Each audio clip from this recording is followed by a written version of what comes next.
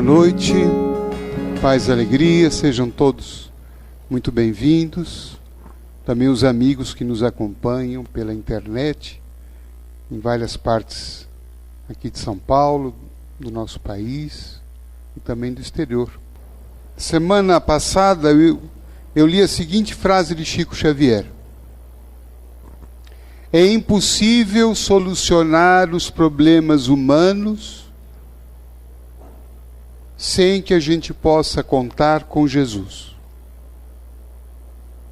Isso me impactou bastante. Por isso que eu decidi hoje a gente falar sobre Jesus.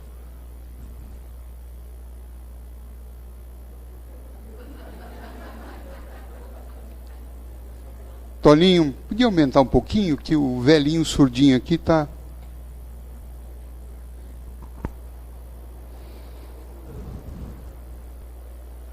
E aqui eu quero... Acho que está bom.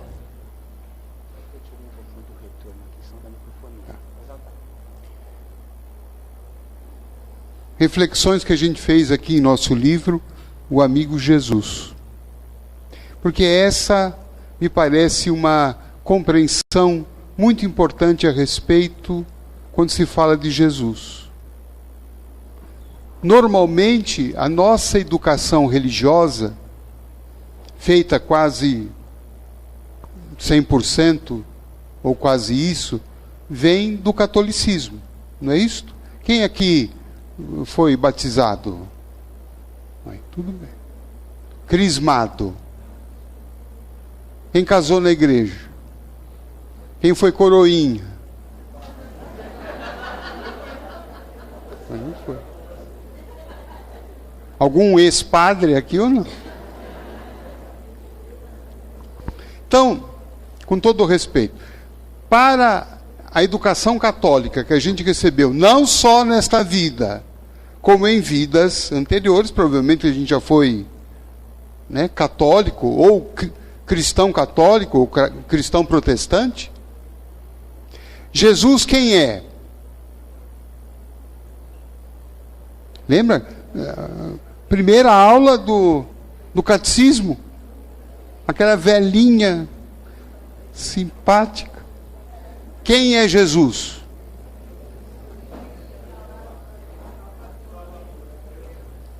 Deus. É uma das pessoas da Santíssima Trindade.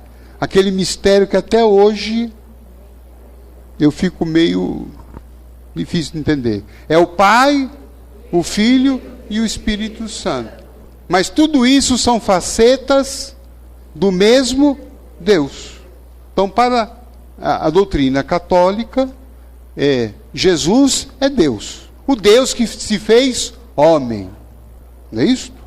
Mas Deus. E onde está esse Deus? Terceira aula do catecismo. Está no céu. Fazendo o quê? Sentado à direita de Deus Pai Todo-Poderoso. Escatolicada está firme aqui, né? Então veja, qual é a sensação dessa ideia, desse conceito? Primeiro, Jesus não é como eu, porque ele é Deus. E eu não sou Deus, muito embora alguns se achem. Né, Baroni? Mas nós não somos Deus, quer dizer, então lidar com Jesus é lidar com Deus, e aí a coisa começa a complicar, né? Porque Deus está muito o quê? Muito distante, né? Muito longe, e está lá no céu. Alguém já esteve lá? Nós somos todos do inferno, né, Rita? Não tivemos lá. E é um Deus também que não anima muito, porque está cansado, está sentado. Não é isso? À direita do Pai.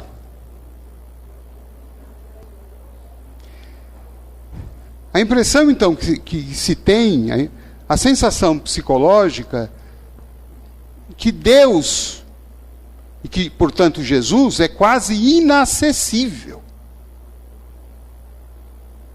Porque está muito o quê? Distante, longe. Está lá no céu olhando.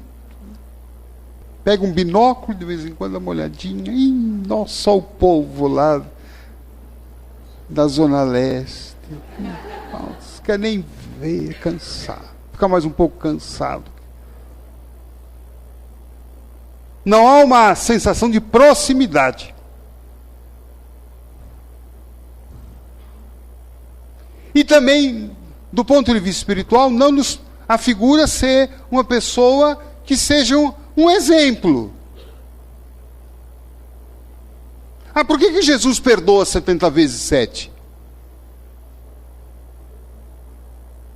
Ele é Deus, né? Não é? Ele é Deus. Por que ele amou? Ele é Deus. E eu que não sou Deus, então, estou liberado. Não é isso? Vem o Espiritismo dizer algumas coisas um pouco diferentes. Jesus não é Deus. E me parece que lá nos Evangelhos há muitas passagens em que Jesus claramente faz uma distinção entre ele e Deus. Tanto é que a Deus ele fala, meu Pai. Não é isso? Várias vezes ele fala, meu Pai que está nos céus. Ora, se ele estivesse se referindo a ele mesmo, ele estaria com algum problema psicológico. Concorda? O meu Pai... Ah, sou eu mesmo. Desculpa, eu me confundi agora. Não é? Ou seja, ele traça uma distinção. Eu sou filho. Várias vezes ele fala o filho do homem, o filho de Deus. Então, Jesus não é Deus.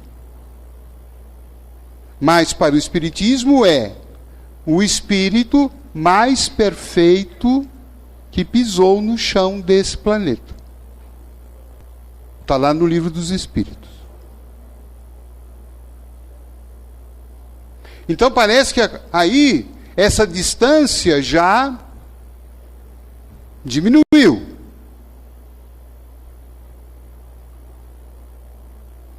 E Jesus então passa a ser alguém em que eu posso validamente pensar em seguir o caminho. Porque não sendo ele Deus, e sendo ele um espírito criado por Deus como eu fui, então do mesmo jeito que Deus criou a cada um de nós, foi o jeito que ele criou Jesus. O mesmo amor, o mesmo cuidado, a mesma justiça com que ele cria Jesus, ele cria cada um de nós.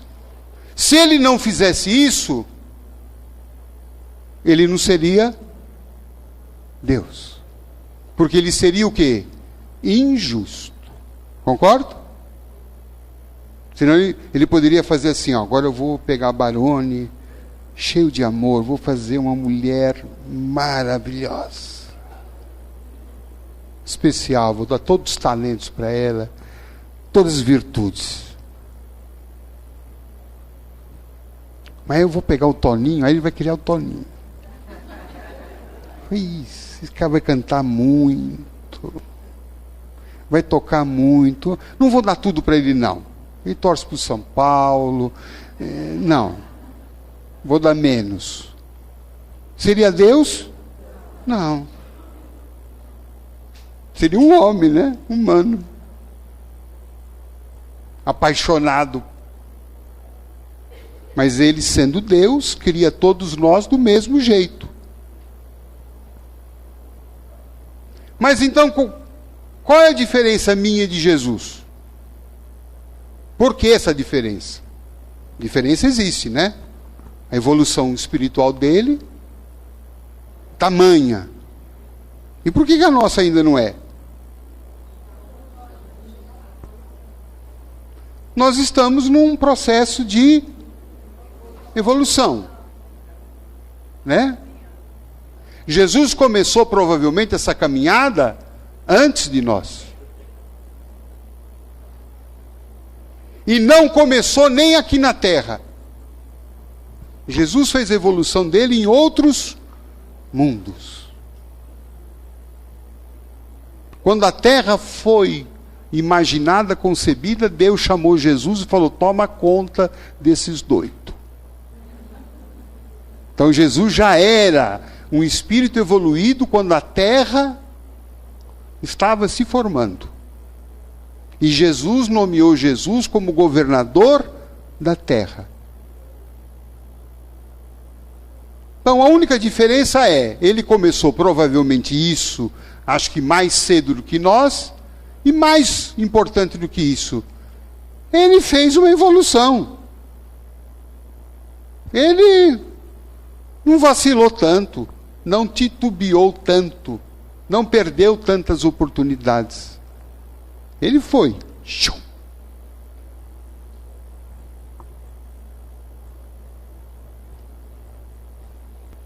Isso quer dizer que se a gente também, a gente vai. E vira amanhã também um Jesus. E vamos também receber um mundinho para a gente tomar conta.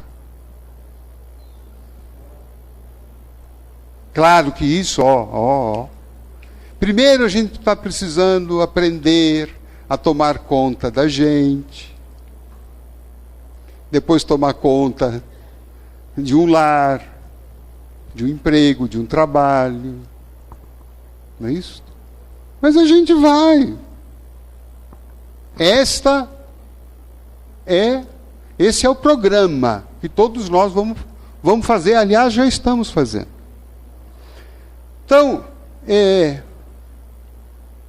quando nós falamos em Jesus, e aqui eu associei essa condição dele de amigo. Da onde que eu tirei isto? Vamos ver se está na próxima slide, por favor, Tony. Está aqui. Está lá no Evangelho de João, ele, Jesus, falando isso para os discípulos: eu não chamo mais vocês de empregados, pois o empregado não sabe o que o seu patrão faz, mas chamo vocês de amigos. Quer dizer, essa questão de amigo foi ele que falou. Ou seja, eu quero ser de vocês um amigo. Eu não quero ser um líder religioso. Eu não quero estar longe, acima de vocês. Embora eu seja, aqui eu estou tentando incorporar um pouquinho as ideias dele. Embora eu seja um espírito já, né, evoluído, eu não quero me colocar com vocês como alguém que está distante, superior. E aí que a gente começa a perceber a grandeza dele, né? Porque embora podendo ser, não é. Vê a próxima.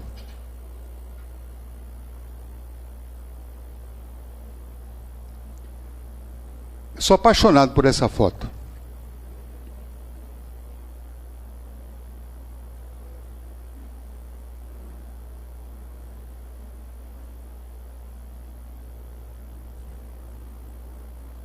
A relação de Jesus conosco não é vertical.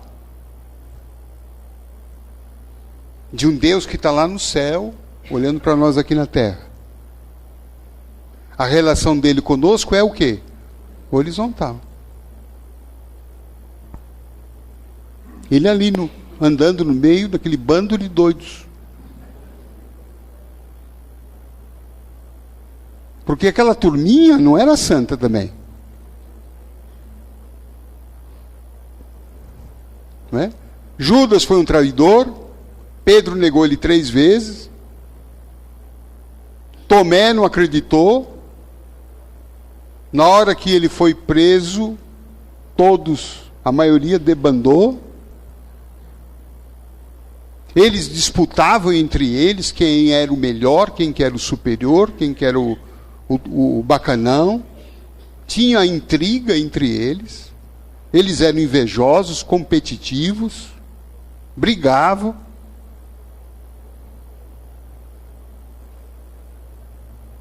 Mas ele está ali, no meio, andando, como um amigo, como na próxima imagem. Acho que na outra, Toninho. Okay. Jesus caminha conosco como amigo de todas as horas.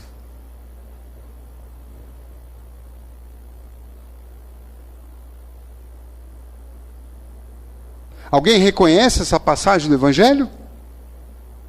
Vai ganhar um livro.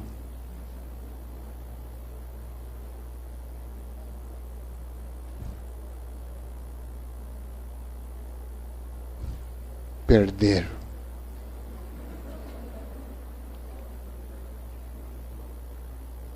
Aqui Jesus já estava crucificado e ele aparece para 2 discípulos dele.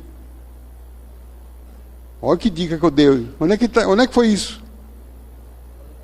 Na estrada de Emaús. Mas agora não vale essa disputa.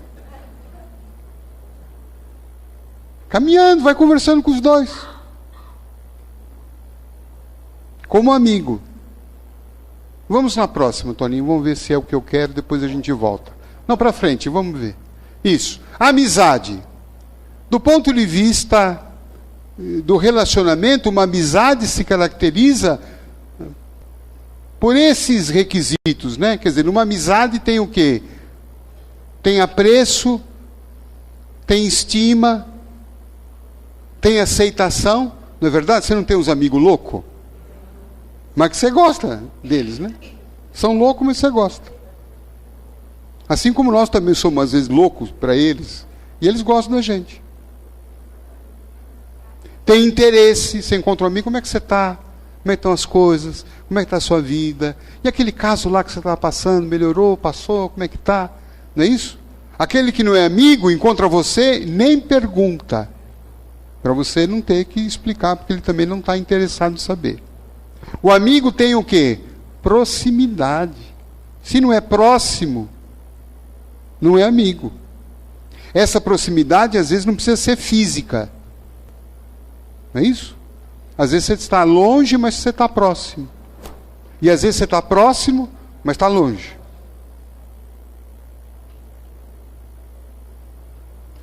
É uma relação de cuidado. É uma relação de ternura. Tudo isso Jesus tem com a gente. E tem como? Vamos voltar para aquela imagem do Chico.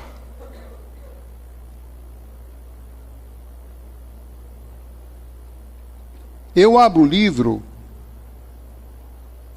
com uma fala do Chico Xavier a respeito desse Jesus amigo. Aqui só tem um trecho. Mas no livro aqui, o Chico Xavier diz: Jesus Cristo não nos abandona. De tempos em tempos, envia os seus mensageiros à terra. Ele mesmo continua conosco. E aí ele começa a falar umas coisas muito legais. Ele nos conhece pelo nome.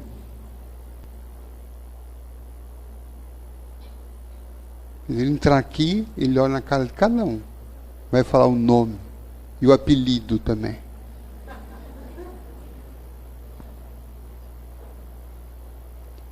Saber pelo nome.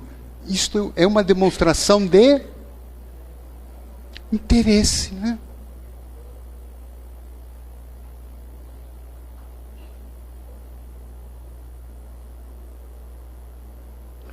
Numa prova de medicina, 5º ano, a última prova do ano dos alunos de medicina, um dos professores faz uma única pergunta na prova: qual o nome da agente de limpeza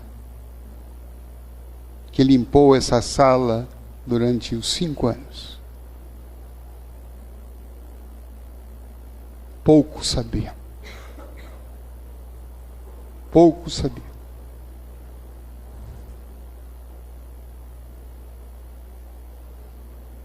Interessante isso, né? Eu já contei para vocês que eu trabalhei com uma funcionária, uma sensorista, no elevador, num trabalho, durante 10 anos. Um dia, no meio lá, ela me levando para o andar, ela trouxe um livro. Meu doutor, De Luca, o senhor me faz um autógrafo? Ah, com prazer. Fui pegar o livro, quando eu fui colocar o nome, fazer o autógrafo, eu vi que eu estava com um grave problema. Eu não sabia o nome dela. Não é que eu havia me esquecido. Eu não sabia. E eu fiquei muito mal, porque aí, como é que eu vou sair dessa, né? Aí fiquei olhando para ela, para quem sabe.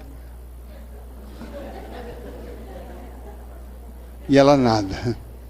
Aí eu falei, Jesus, algum bom espírito, me sople o nome dela. Nada, não apareceu ninguém. Aí eu tive que fazer aquela pergunta, né, difícil, né? Qual é mesmo o seu nome? Nossa, gente, foi tão constrangedor para mim. E ela falou assim, doutor, 10 anos trabalhamos juntos. O senhor não sabe meu nome? Eu falei, não, eu estou meio esquecido, sabe? Falou, meu nome, Jesus, é Maria. Nome da mãe de Jesus. Ela falou isso só para dificultar mais a minha situação, né?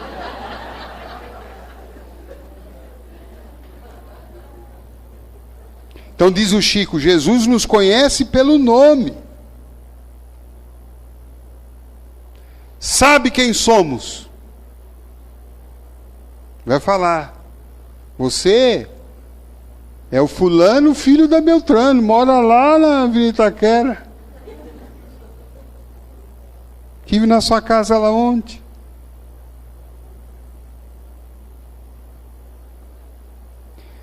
Sabe quem somos e sabe quais são os nossos propósitos.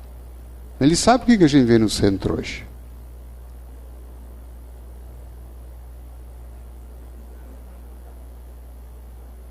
E aí ele fala uma coisa legal. Não consigo imaginar Jesus habitando uma região espiritual isolada do sofrimento humano.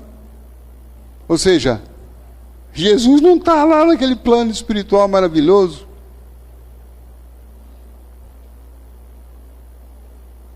Ele não ia querer deixar a gente assim. O Senhor não está fora do mundo. Cada criatura poderá senti-lo próximo de si.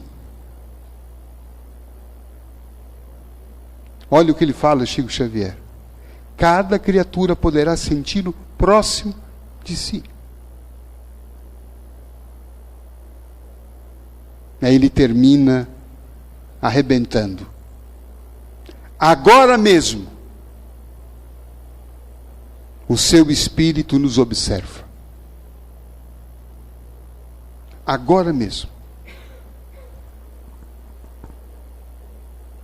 Não é louco isso?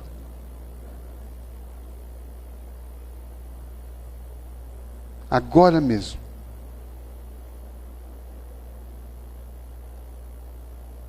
A gente acredita nisso?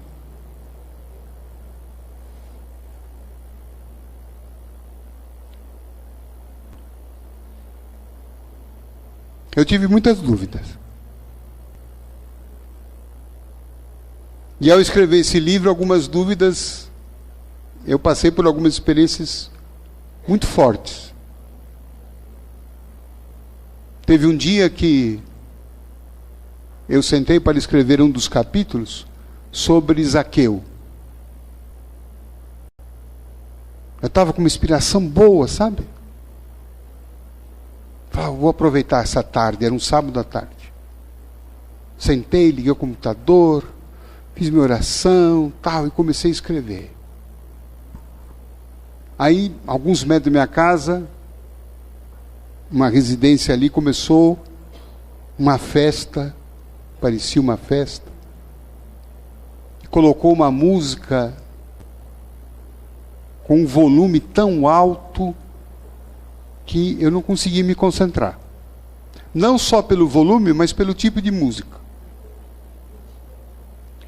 Funk. Pancadão. Começou. E alto, e alto, e alto. E eles aumentavam ainda. Eu falei, não é possível, meu Deus. Como é que eu vou escrever? Não estou conseguindo. Eu perdi a concentração. Eu não conseguia me ligar. E aquilo, eu comecei a ficar irritado. Eu falei com Jesus. Deu uma bronca nele. Falei, ô Jesus, assim não vai dar para escrever. Se você está aqui me observando, dá um jeito. Olha que metido, né? Deu uns 2, 3 minutos, parou a música, de repente. Eu falei, oi. E aí começou outra música. Alta. Mas sabe qual foi a música? A música do Zaqueu. Como Zaqueu, eu quero subir o mais alto que eu puder. Gente, eu comecei a chorar. Eu falei, Jesus existe, Ele está aqui. E não deve gostar de funk também.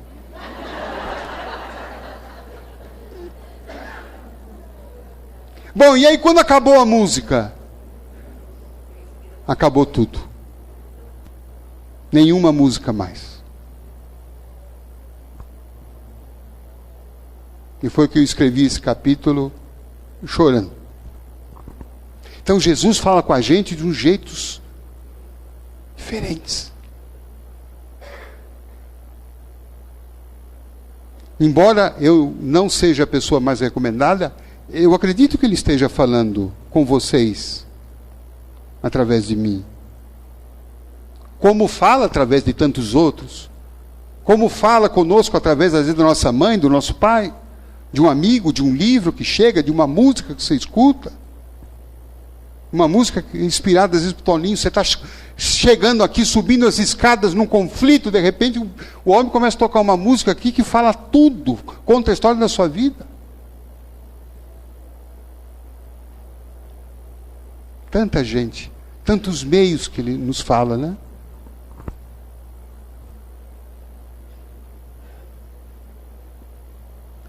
Vamos em frente? Próximo. Aqui. Aqui eu pego alguns capítulos do Evangelho para mostrar esse aspecto de amigo dele, esse aspecto humano. Esse episódio de Jesus e Maria Madalena, uma das cenas que mais vibra em meu coração.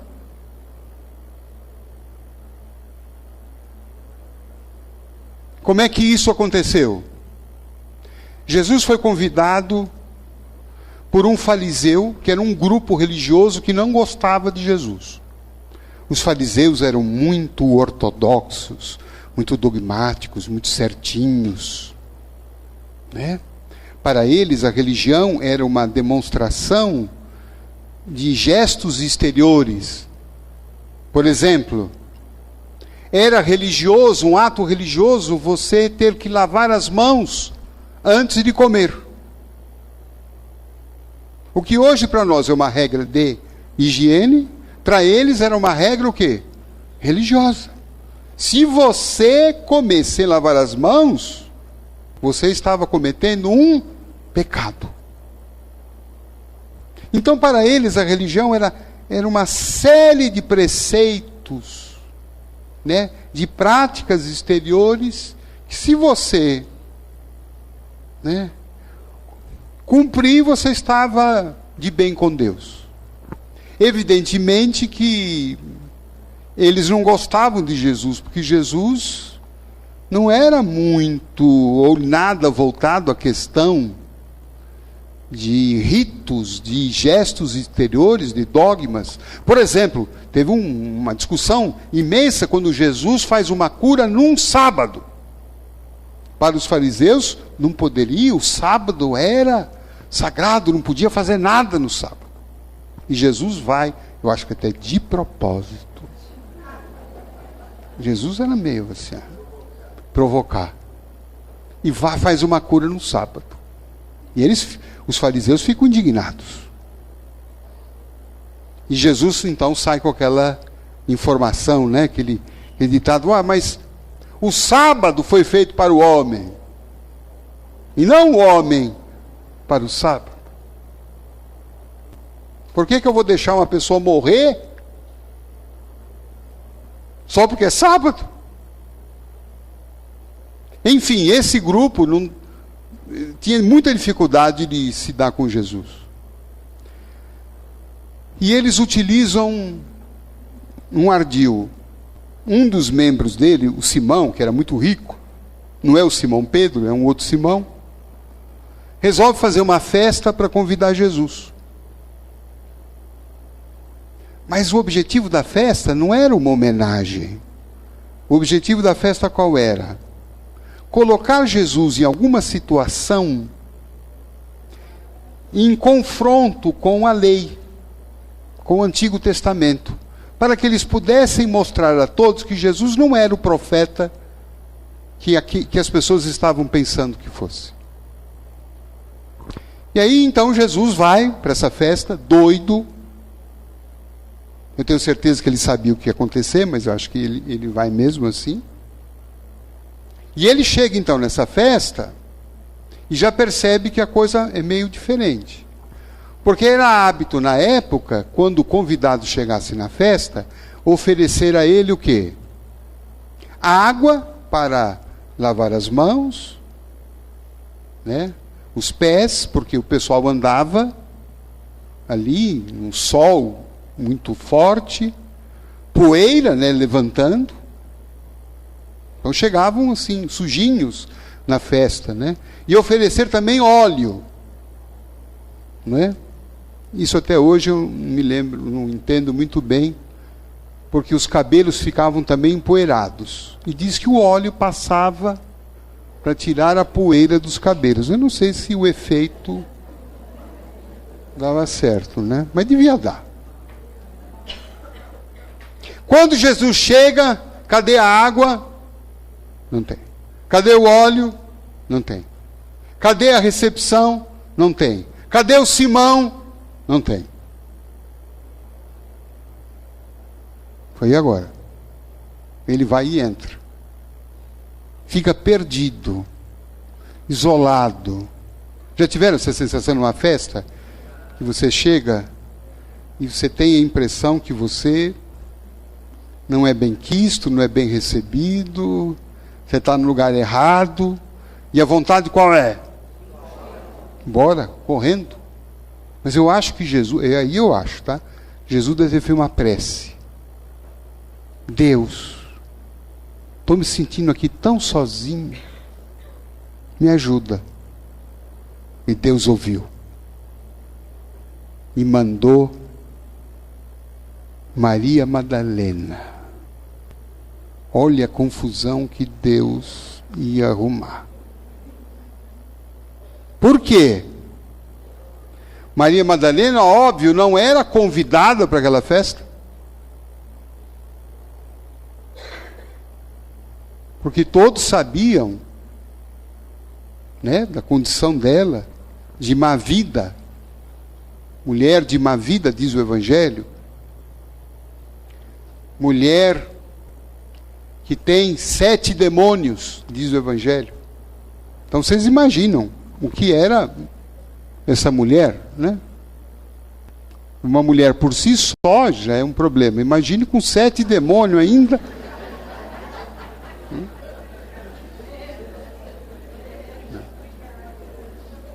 Não, demônios são os homens, não é?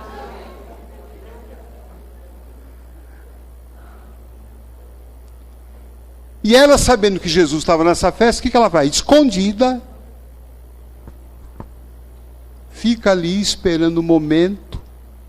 Quando ela vê Jesus, ela fura o bloqueio e corre no meio do salão e se ajoelha aos pés de Jesus, começa a chorar de emoção.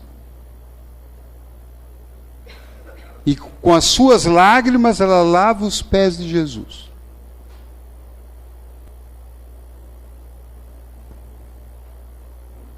E aí depois ela tira um óleo. Diz o Evangelho que era um óleo de alabastro. Era um óleo super, lançamento da Natura naquela época. E unta os cabelos. Eu quero que vocês pensem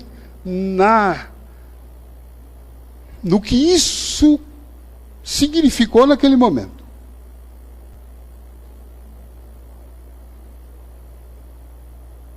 O que é que os fariseus estavam falando dessa cena? Porque para eles, em primeiro lugar, mulher não tocava homem em público. Mulher sequer poderia dirigir a palavra a um homem em público. Quanto mais tocar. E você veja aqui que ela toca.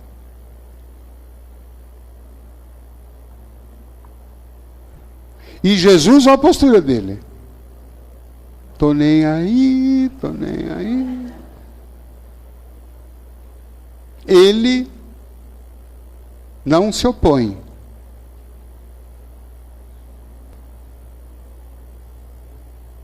Se fosse talvez um outro, o que é que diria?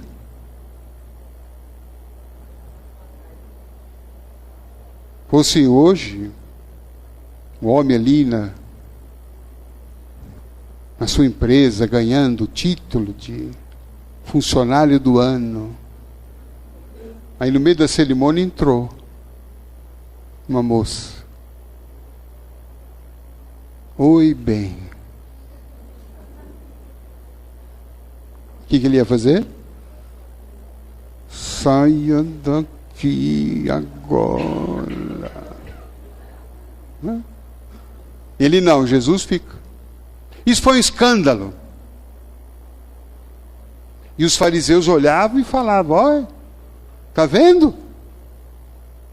Esse aí que diz que é profeta, se deixa ser tocado por essa mulher. Imagine se ele é profeta coisa alguma.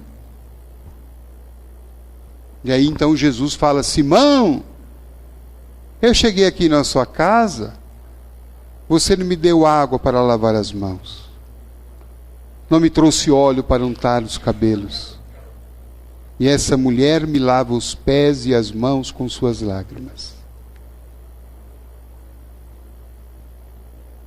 Essa mulher foi perdoada, Simão, porque muito amou. Os seus pecados foram perdoados, porque ela muito amou. E aí então Jesus vira e fala uma frase ainda mais estrondosa. Ela entrará, porque as prostitutas entrarão no reino dos céus primeiro do que vocês. Acabou a festa. Não é? Acabou mesmo que Jesus, depois dessa, ele teve que vazar, porque a situação ficou insustentável para ele. Iria ser crucificado naquela noite mesmo. Então, o que me chama a atenção aqui, transportando isso para o nosso dia, muitas vezes a gente se vê no erro de pessoa, né, que fez bobagens na vida, as piores bobagens. E a gente acha que muitas vezes, por conta disso, Deus colocou uma muralha. E a gente se sente o quê? Indigno. Tem até uma oração católica que diz: Senhor, eu não sou digno que entreis em minha morada. Não é isso? É. Então a gente tem um sentimento de indignidade, carrega uma culpa muito grande e acha que por conta disso nós estamos afastados de Jesus. E aqui eu vejo a postura exatamente contrária. Não quer dizer que Jesus esteja aqui aprovando a vida que ela teve. mas que Jesus não quer dizer que por conta do erro que ela teve, que ela deixou de ser amada por Deus.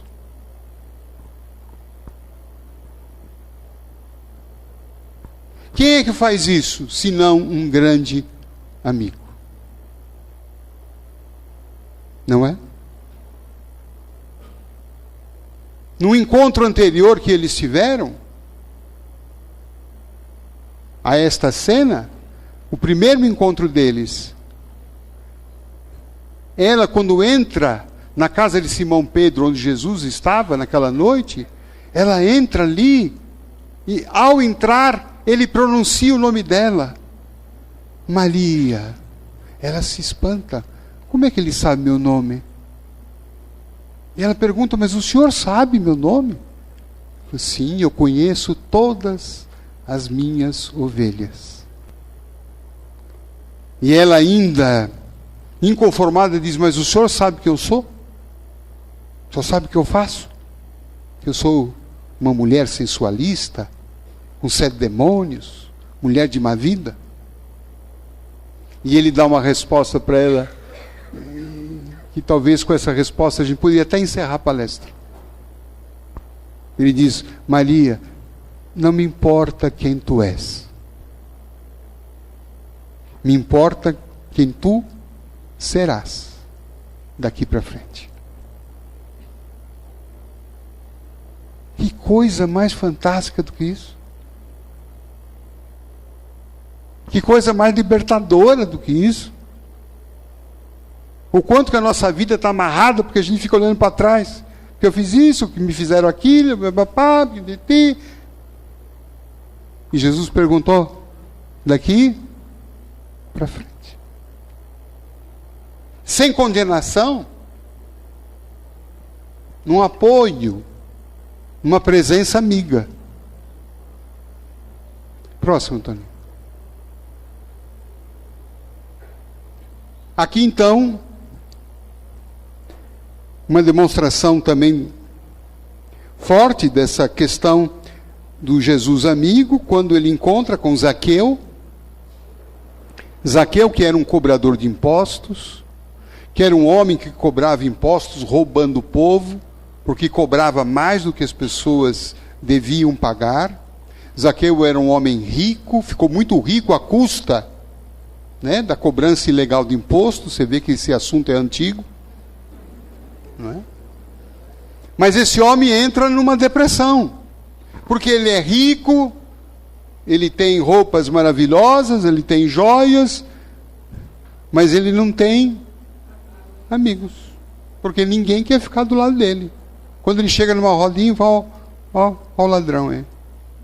As pessoas odiavam ele. O povo judeu odiava, porque ele roubava.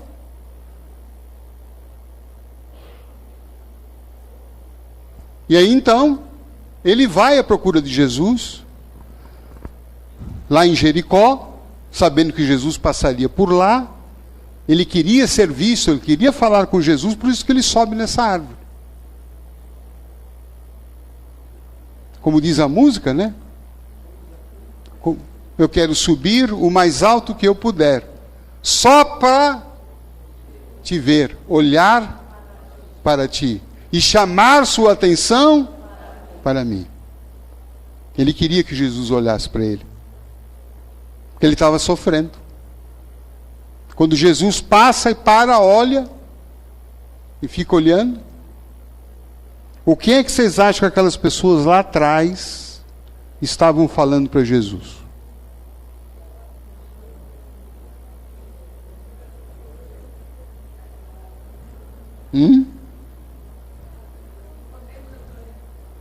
Será que assim, Jesus, esse é nosso irmão Zaqueu?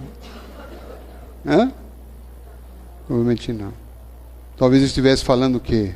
Jesus não para não, que esse cara é um ladrão. Está roubando o povo. Sem vergonha. Obsediado.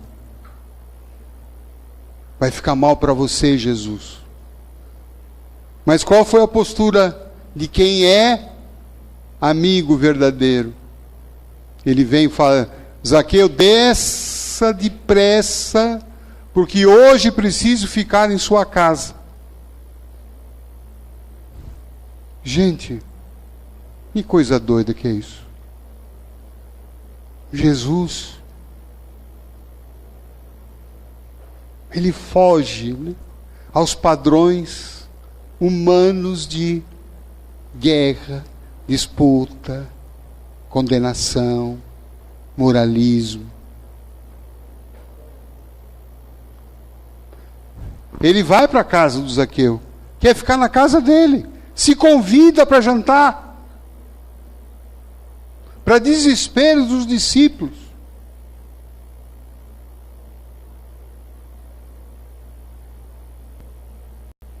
E ele vai, ele entra, e eles têm uma noite maravilhosa.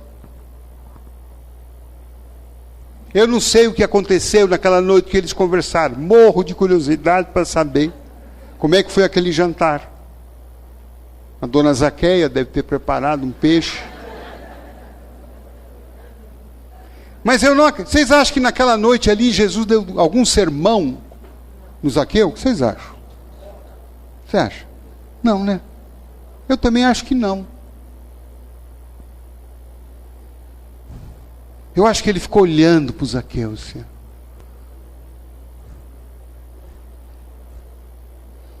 Ele via no Zaqueu não aquele momento.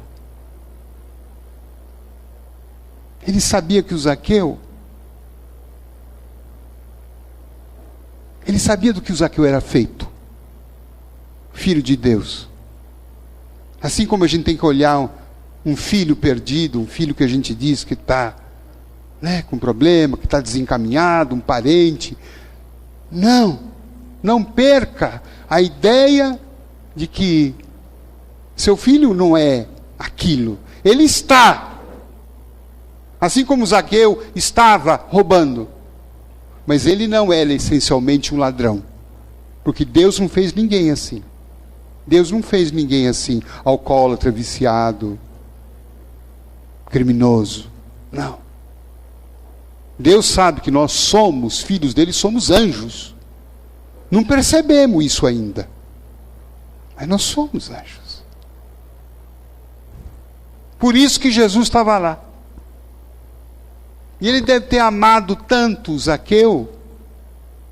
E não precisava falar nada, porque só o fato de ter entrado na casa do Zaqueu, para o Zaqueu foi o maior gesto de amor que ele podia receber. Por isso que no final desse encontro, Zaqueu, ele fala: Senhor, a partir de hoje minha vida muda. Se eu roubei, a quem eu roubei, eu vou devolver 4 vezes mais do que eu roubei. E a outra metade dos meus bens eu vou dar aos pobres. Esse homem transformou a vida dele. E passa a ser um dos grandes discípulos de Jesus.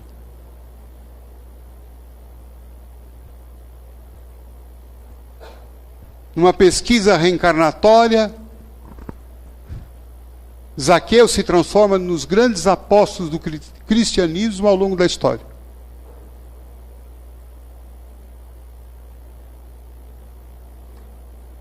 A ponto de Dona Ivone do Amaral Pereira, grande médium brasileira, ter revelado que a última encarnação que se conhece de Zaqueu foi no Brasil, na figura de Adolfo Bezerra de Menezes.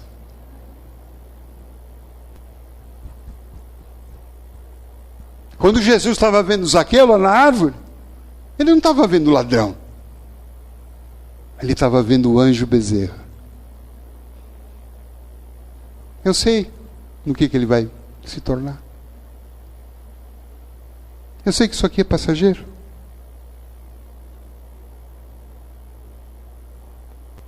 Eu sei que o meu amigo, nesse momento, está perturbado. Mas daqui a pouco ele volta à consciência, ele vai acertar o caminho. É isso que os amigos fazem. Não vai dar para ver tudo, porque o tempo já acabou, né? Vamos para a última, talvez, Toninho? Tem essa aqui da sogra de Pedro, mas não vou falar não, porque é melhor deixar para uma outra. Para a última, essa aí. Jesus fez uma pregação no lago de Genezaré, ou no mar da Galileia, que na verdade não é um mar, é um lago muito grande. E depois que ele fez a pregação, ele queria ir para outra margem do lago. Ele entra nesse barco e estende a mão chamando os discípulos. Vamos comigo? Entrem no meu barco. Eu creio que Jesus hoje, com tantas águas aqui em São Paulo, tomou o seu barco, pegou o rio Aricanduva, desceu e está hoje com as mãos estendidas para nós, fazendo o mesmo convite. Aliás, há 2000 anos ele faz o mesmo convite. Entre no meu barco.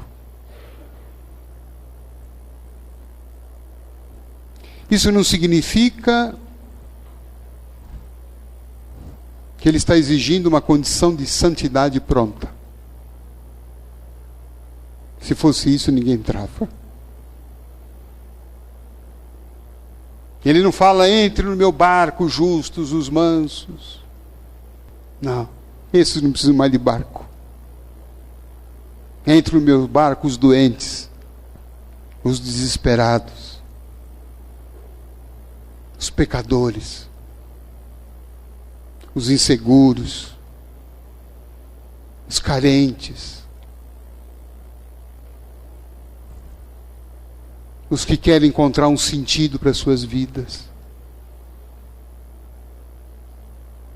os que estão desesperados.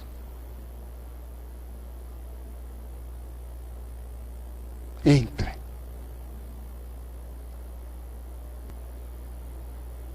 Não tragam carga pesada. No meu barco, jogue fora suas mágoas, seus medos, seus melindres, suas culpas, suas mágoas, ódios, ressentimentos. Meu barco é leve. Mas se você entrar no meu barco,